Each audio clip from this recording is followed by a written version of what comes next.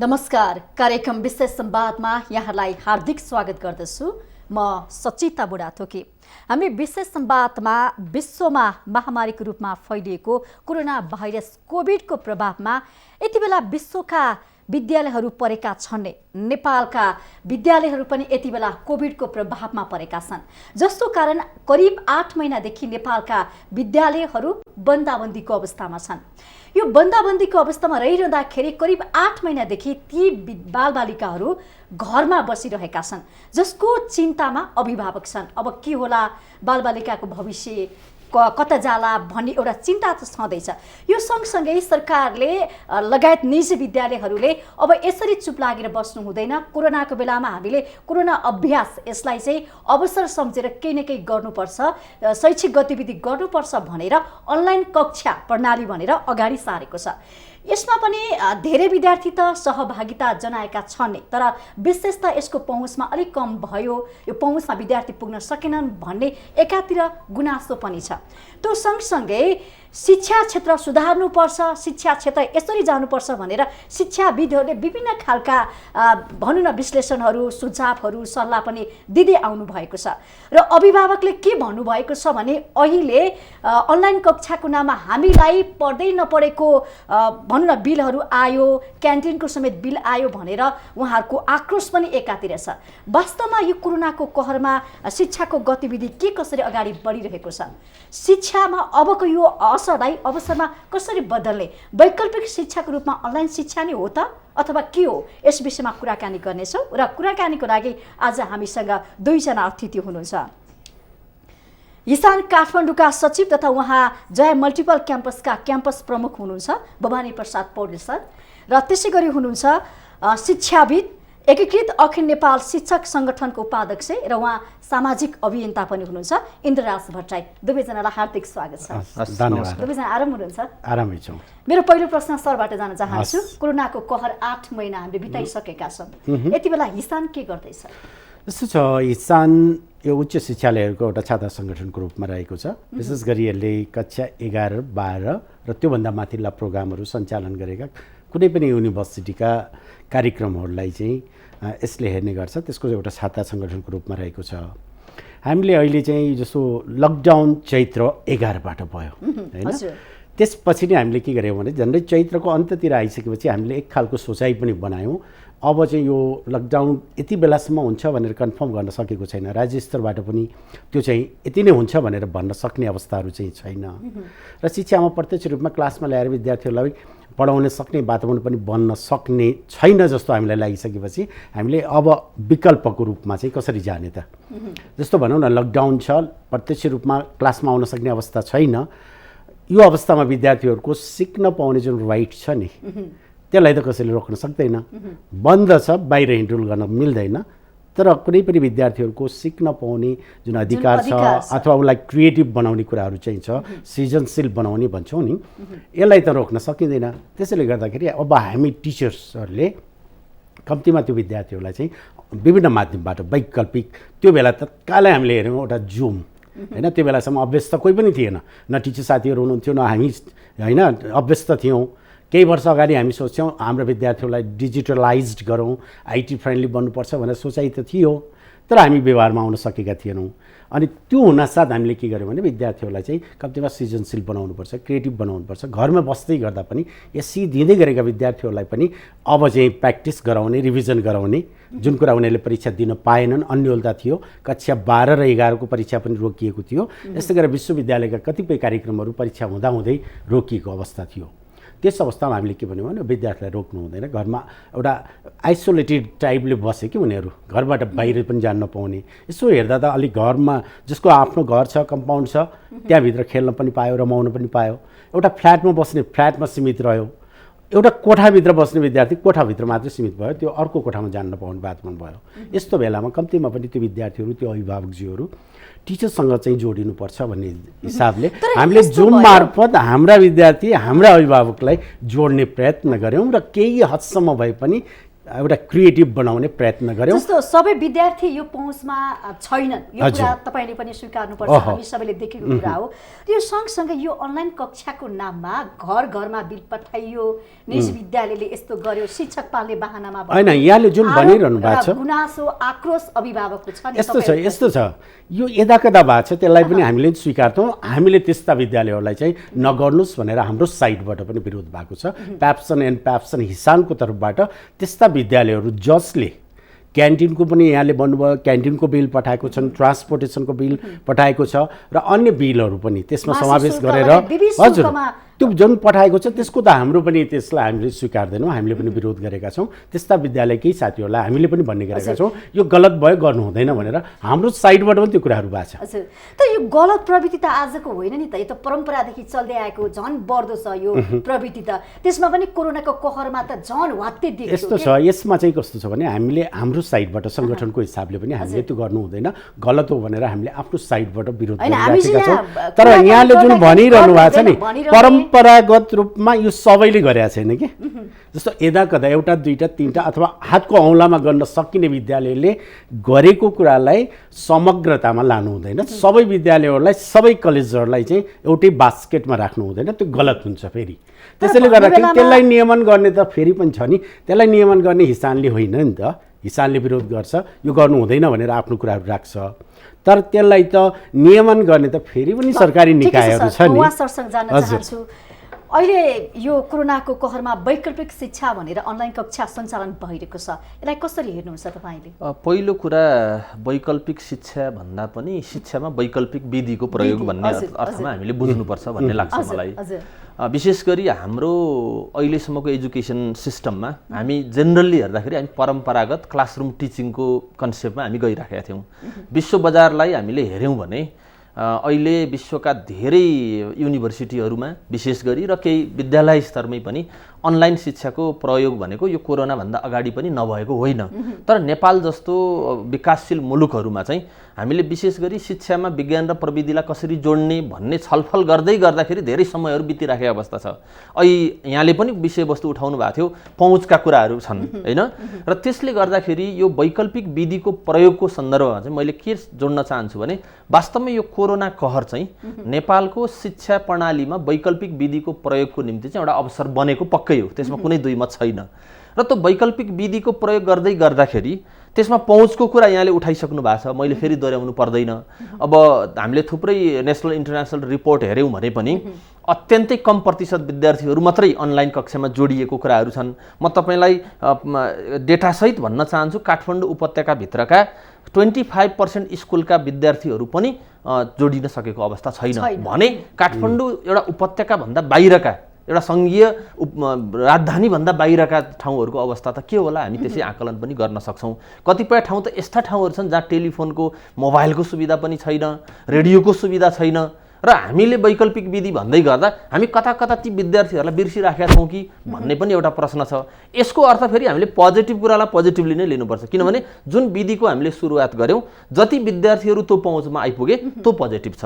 त्यो एउटा चाहिँ कमसेकम पनि यस्तो परिस्थितिमा पनि हामी विद्यार्थीहरूसँग एउटा इन टचमा रहने खालको जुन वातावरण बन्यो त्यति पनि नबनेको भएदेखि चाहिँ मलाई लाग्छ विद्यार्थीहरूमा एउटा ठुलो खालको मानसिक तनावको उत्पन्न हुने स्थिति। यहाँले पनि भन्नुभयो केन्द्रमा मात्रै सीमित भयो, केन्द्रका केही विद्यार्थी मात्रै जोडिएका छन्, अन्य त छैनन्। अब यो देशैभरिका विद्यार्थीलाई यो अनलाइनसँग जोड्नको लागि सरकारले, निजी विद्यालयले, अभिभावक विद्यार्थीहरूले के गर्नु पर्ला त? अब म त के भन्छु भने यो अनलाइनसँगै जोडिने कुरा चाहिँ अहिले तत्काल सम्पूर्ण विद्यार्थीको निम्ति 100% विद्यार्थीको निम्ति सम्भव पनि छैन।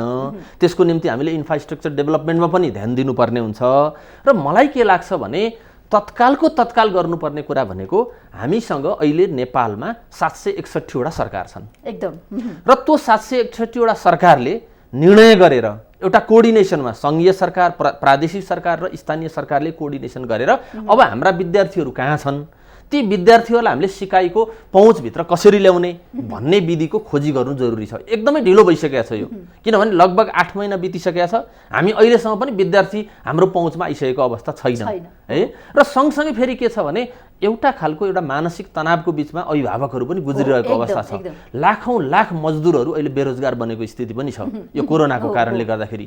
लाखौँ लाख मजदुरहरू विदेशमा चाहिँ बेरोजगारी बनेर नेपाल फर्केको अवस्था पनि छ र जो विदेशमा काम गर्ने मजदुर साथीहरू नेपाली नागरिकहरू हुनुहुन्थ्यो उहाँहरूका छोराछोरीहरू कमसेकम कुनै विद्यालयमा पढ्दै थिए, सहर बजारमा आएका थिए भने अहिले फर्केर गाउँ गएको अवस्था छ, विद्यालयको पहुँचभन्दा बाहिर छन्। त्यसकारण अब तत्कालको तत्काल हाम्रा सरकारहरूले, विशेष गरी स्थानीय सरकारले त्यो पहल गर्नुपर्छ र ती विद्यार्थीहरूको खोजी गर्ने, उनीहरूलाई विद्यालयको पहुँचसम्म ल्याउनको निम्ति विद्यालयमै ल्याउनुपर्छ भन्ने छैन।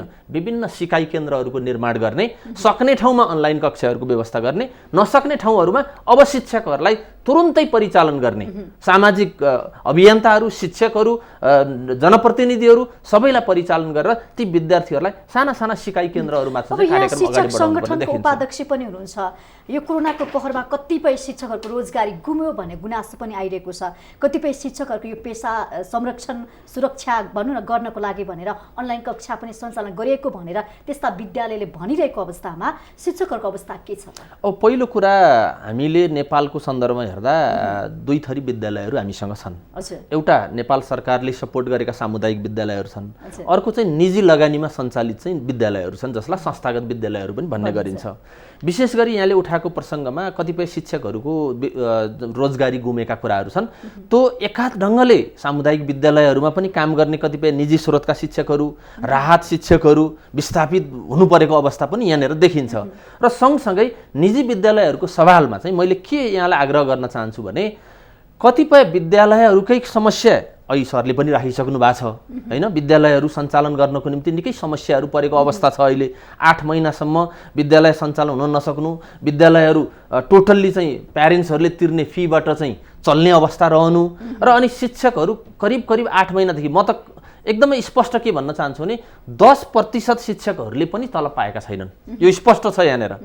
यो 8 महिनासम्म अझ त्योभन्दा पनि बढी विगतको माघ फागुनदेखि तलब नपाउने शिक्षकहरू धेरै हुनुहुन्छ र अहिले धेरै शिक्षकहरू यो तलब नपाएका 8 महिनादेखि शिक्षकहरू छन् भनिरहँदाखेरि अभिभावकले अनि नपढाएको विद्यार्थीको फी कसरी तिर्ने त? अब मागमा त अभिभावक परे जस्तो देखियो नि। हामीले अध्ययन अनुसन्धान गर्दै गर्दाखेरि चाहिँ जेनरली प्राइभेट स्कुलहरूले गत वैशाखको अन्तिमदेखि अथवा जेठ महिनादेखि अनलाइन कक्षाहरू सञ्चालन गरेको देखिन्छ र त्यही पनि मैले पहुँचको कुरा अघि नै गरिसकेको छु। सबै विद्यालयहरूले त्यो गरेका छैनन् र नेपाल सरकारले नै निर्णय गरेर असारदेखि चाहिँ अनलाइन कक्षाहरू तथा अरू भर्चुअल माध्यमहरू, टेलिभिजनबाट, रेडियोबाट हैन, पत्र पत्रिकाहरू मार्फत जुन शिक्षा अगाडि बढायो त्यो प्रसङ्गमा हेर्ने भने निजी विद्यालयहरूले असारबाट कन्टिन्युअसली अनलाइन कक्षाहरू सञ्चालन गरेको देखिन्छ।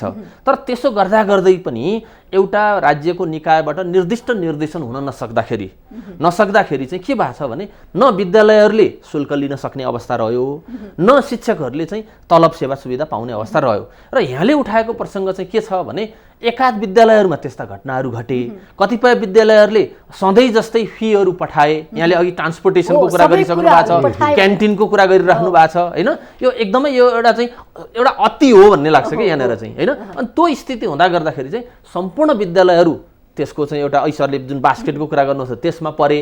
तर त्यति मात्रै होइन, फेरि म चाहिँ के भन्छु भने शिक्षकहरू जसले रातो दिन आफ्नो एउटा पेसा त्यसलाई ठानेर त्यो विद्यालयलाई त्यहाँका विद्यार्थीहरूको एउटा चाहिँ पठन पाठन प्रक्रियालाई अगाडि बढाउने जुन ढङ्गले वर्षौँदेखि काम गरिराखेका छन्, यो कठिन परिस्थितिमा ती शिक्षकहरूको पिरमर्का बुझ्न नसक्ने सञ्चालकहरू चाहिँ अलिकति त्यहाँनिर बेइमान हो कि भन्ने चाहिँ मलाई अनुभव हुन्छ। यहाँलाई यही प्रश्नमा गर्छु, यहाँ त अब जय मल्टिपल क्याम्पसको एउटा सञ्चालकै हुनुहुन्छ, के छ शिक्षकको अवस्था?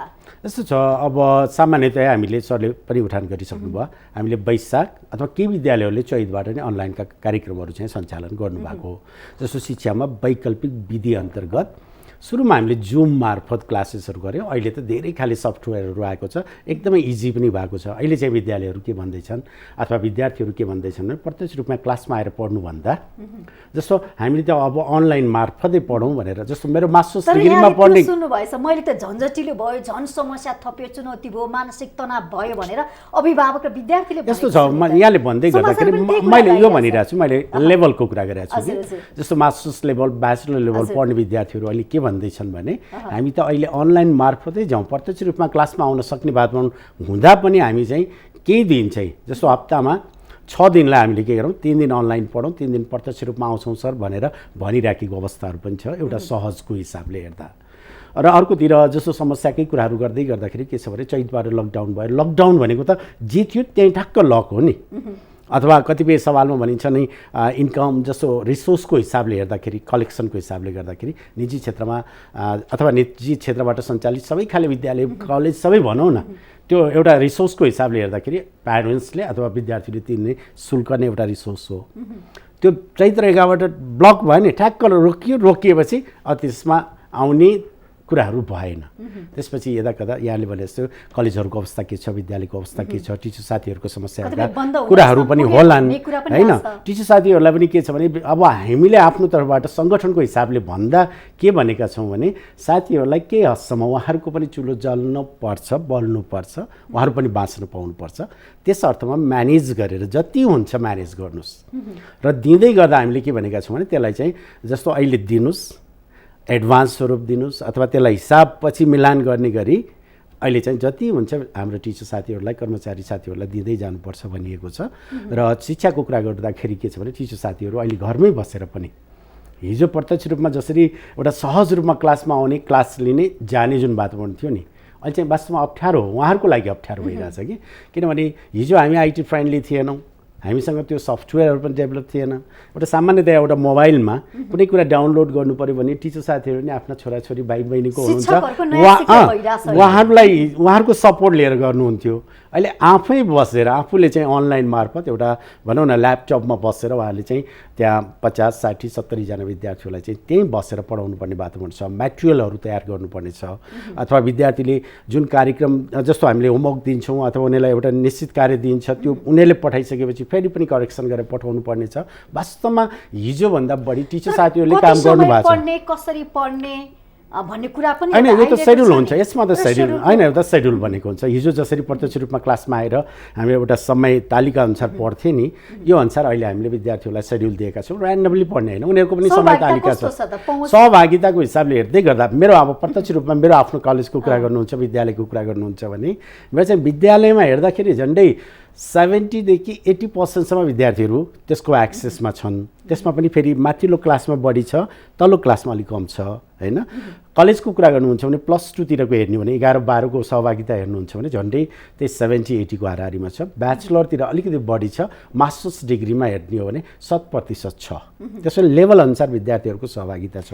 ओभरअलमा हेर्ने हो भने फेरि हामीले त सङ्गठनको हिसाबले हेर्नु पर्यो हैन। सङ्गठनको हिसाबले हेर्दाखेरि ओभरअलमा जानुहुन्छ भनेदेखि अहिले चाहिँ हामीले सधैँ भन्ने पनि गरेका छौँ अधिराज्य देशैभरिको जस्तो विद्यार्थीहरूको सहभागितालाई हेर्ने हो भने त अहिले 10 to 15% मात्रै त्यसको एक्सेसमा छन्। झन्डै 85% विद्यार्थीहरू चाहिँ यो वैकल्पिक विधिबाट पढाइने जति पनि कार्यक्रमहरू छ यसको एक्सेसभन्दा बाहिर छन्।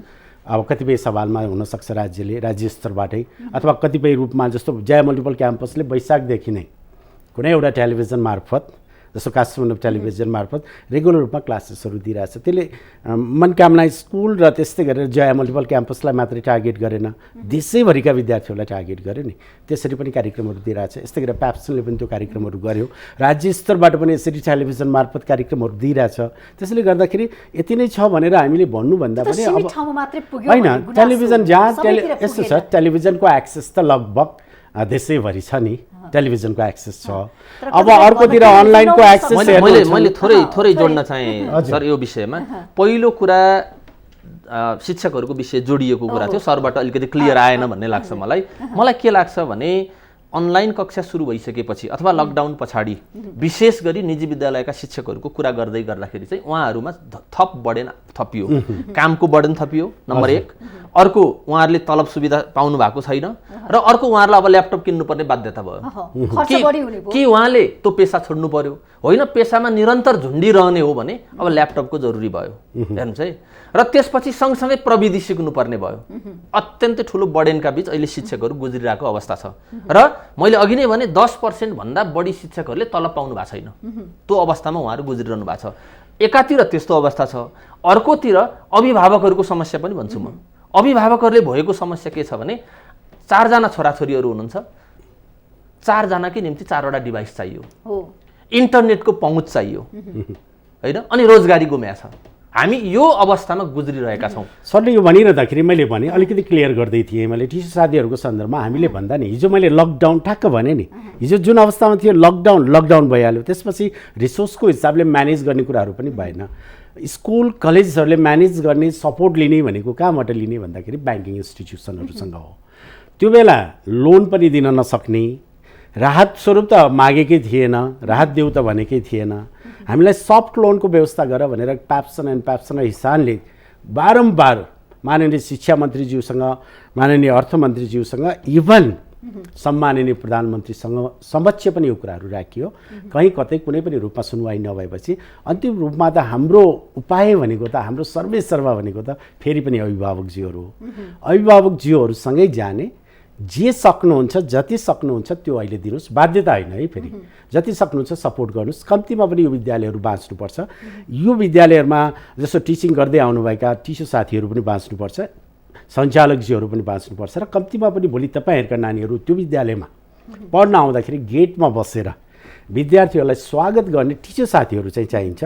त्यस अर्थमा पनि यसको लागि विभाजनको कुरा पनि देखियो नि, वर्ग कतिपय पढ्न पाए कतिपयले पढ्न पाएन। यसरी अब एक्जाम हुँदाखेरि कस्तो एक्जाम दिने, यो त समस्या यस्तो छ। वर्ग विभाजन विद्यालयले गरेको छैन, निजै स्तरबाट सञ्चालित विद्यालयहरूले पनि गरेको छैन, सार्वजनिक विद्यालयहरू पनि गरेको छैन।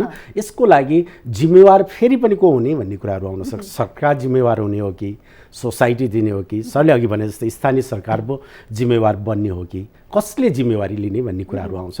तर हाम्रो तर्फबाट के भयो भने पहल गरियो। हाम्रा सारा निजी स्तरबाट सञ्चालित सबै खाले विद्यालयहरूलाई हामीले के गर्यौँ भने यहाँहरू जहाँ जसरी सक्नुहुन्छ आफ्नो विद्यार्थीहरूलाई पहिला ट्रेसिङ गर्नुहोस्, कहाँ छन्, कसरी बसेका छन्, कुन अवस्थामा छन्, त्यो ट्रेसिङ गरौँ र त्यसपछि तपाईँहरूले के गर्नुहोस् भने अनलाइन अब वैकल्पिक विधि मार्फत आफ्ना विद्यार्थीहरूलाई सकेसम्म कुनै न कुनै माध्यमबाट त्यसमा चाहिँ क्लासहरू लिन सक्ने खालको वातावरण क्रिएट गर्दै जानुहोस् भनेर भन्नु। उहाँलाई म सोध्छु, अब यो हामी एकदमै कोरोनाको कहरमा छौँ, चुनौती धेरै छन्, अब कसरी अगाडि बढ्ने, अभ्यास कस्तो गर्नु पर्ला हामी यो शिक्षा क्षेत्रलाई अगाडि बढाउनको लागि? अब पहिलो कुरा त मैले अघि पनि राखिसकेको छु, हामी निकै ढिलो भइसकेका छौँ। करिब 8 महिना बितिसकेको छ। हाम्रो शिक्षा मन्त्रालयले माननीय शिक्षा मन्त्रीज्यूबाट पनि बारम्बार यी विषयहरू आइरहेका छन् कि हामी शैक्षिक सत्र खेर जान दिँदैनौँ। त्यसो भन्दै गर्दा त्यसका विधि र प्रक्रियाहरू के हुन् भन्ने कुरामा पनि प्रश्न उठ्न सक्छ।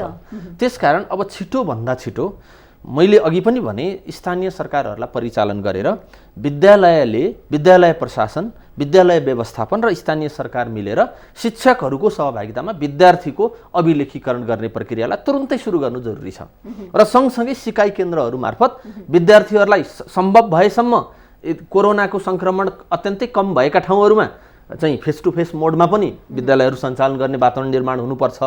यदि कोरोनाको संक्रमण बढी छ भने सिकाइ केन्द्रहरू मार्फत भनेको समुदायमै गएर पनि विद्यार्थीहरूलाई चाहिँ अहिले सर्टेन कोर्स पनि त्यसलाई चाहिँ एउटा कम्प्रेस्ड गरिएर त्यसलाई कोर्स निर्माण गरिएको अवस्था पनि छ।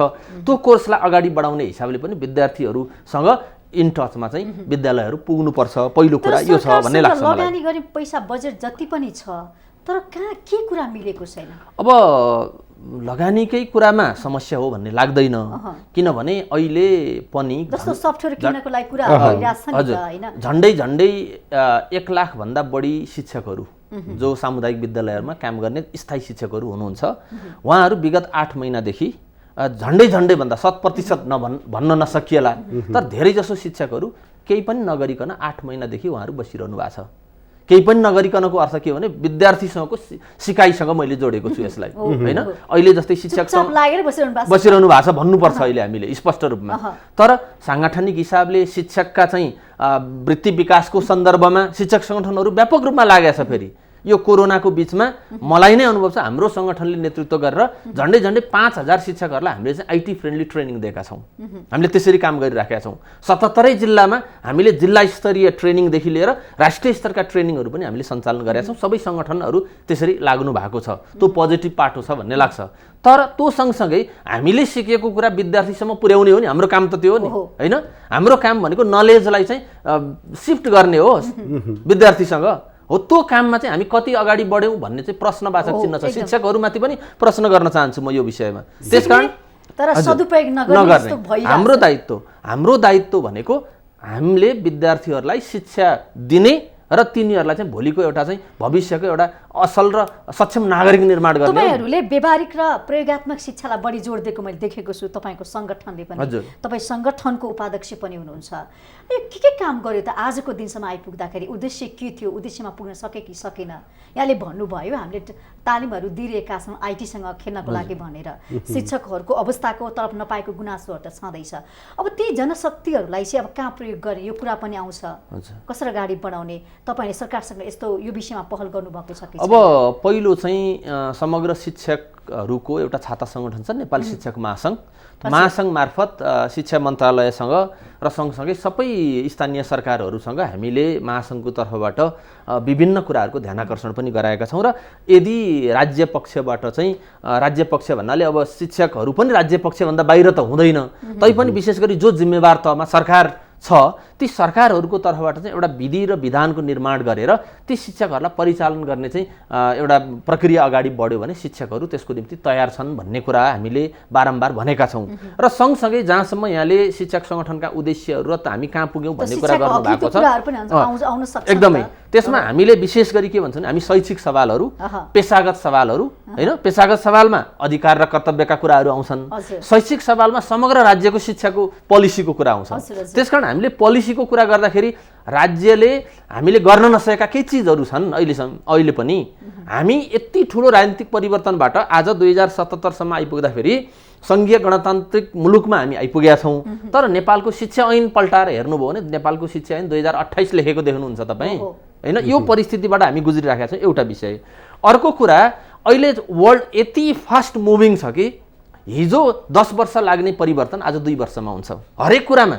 हामीले हेऱ्यौँ भने अहिले 10 वर्ष अगाडि जन्मेको बच्चा आइटी सेक्टरमा हामीले हेऱ्यौँ भने उसले जुन चिजको उपयोग गर्न पाएको छ त्यसमा चाहिँ हामीभन्दा अगाडि छौँ भने यस्तो परिस्थिति पनि हाम्रो करिकुलम रिभ्यू गर्ने जुन प्रणाली छ हाम्रो शिक्षा प्रणाली, हामी अत्यन्तै ढिलो छौँ त्यसमा। विकसित मुलुकमा तपाईँ हेर्नुभयो भने एभ्री सेमेस्टरमा करिकुलम रिभ्यू हुन्छ, एभ्री इयर करिकुलम रिभ्यू हुन्छ। हामी 10 वर्षसम्म पनि एउटै करिकुलमलाई चाहिँ अगाडि बढाइराखेका छौँ। देशहरूले पनि अब शिक्षालाई अब अगाडि बढाउनु पर्छ, यसरी बसेर हुँदैन भनेर उहाँले त विभिन्न खालको उपायहरू अवलम्बन गरिरहनु भएको छ। नेपालले चाहिँ के सिक्नु पर्यो? अब विश्वकै मैले पनि केही अध्ययन गरेँ यो बिचमा।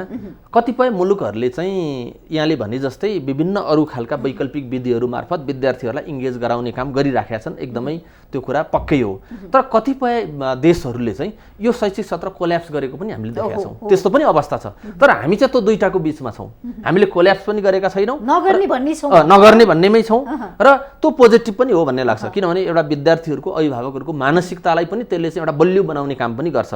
र म के भन्छु भने आकाश खस्नेवाला छैन के, किनभने ती विद्यार्थीहरूलाई हामी जति अध्यापन गराउन सक्छौँ त्यसकै मूल्याङ्कन गरेर हामी अपग्रेड गर्न सक्छौँ। यो पनि सकिन्छ, जस्तो कि 1 वर्ष घरै बस्दैमा के अरे बालबालिकाको भविष्य अनुरूपमा पर्ने होइन, अझ बढी नैतिक शिक्षाको कुरा उठिरहेको छ, सामाजिक एकदमै मैले व्यावहारिक शिक्षा पाउँछ नि त। एकदम मैले तपाईँलाई जोड्न चाहे अभिभावकसँग त उ जो बस्न एउटा बच्चा यति लामो समयसम्म अभिभावकसँगै बस्न पाउँदा उसले सामान्य घरैसी व्यावहारिक कुराहरू सिक्ने अवसर प्राप्त हुन्छ। तर त्यो अवसर प्राप्त गर्न र गराउने भूमिका चाहिँ अभिभावककै हुन्छ होइन। हामीले भन्नु के पर्छ भने जो यो टेलिभिजन हेर्ने अहिले अभिभावकहरू जसले हेरिरहनु भएको छ, कमसेकम पनि आफ्नो बच्चालाई बिहान उठेदेखि बेलुकीसम्म हामीले घरमा गर्ने जति पनि क्रियाकलापहरू छन् त्यसमा सहभागी गराउनुहोस् होइन। र सँगसँगै आफ्नो घरको कौसीमा निस्किएर हुन्छ कि घर बाहिर निस्किएर हुन्छ कि होइन, वरिपरिको वातावरणसँग उसलाई चाहिँ कसरी घुलमिल गराउने होइन, कसरी त्यो चाहिँ एउटा प्रकृतिसँग चाहिँ भनौँ न एउटा सिक्ने खालको अवसर प्रदान गर्ने